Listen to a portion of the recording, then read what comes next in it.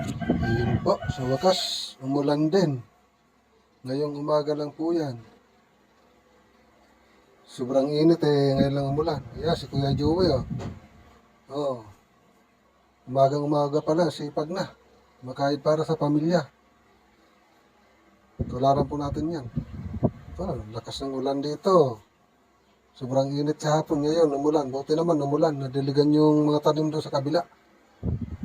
Yun binasa lang yung lupa Lakas yung ulan. Yun.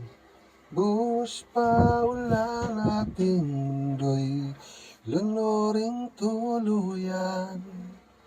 Yun, ulan pa. Pagmasdan ang ulan, unti-unting pumapatak sa mga halaman, mga bulaklak.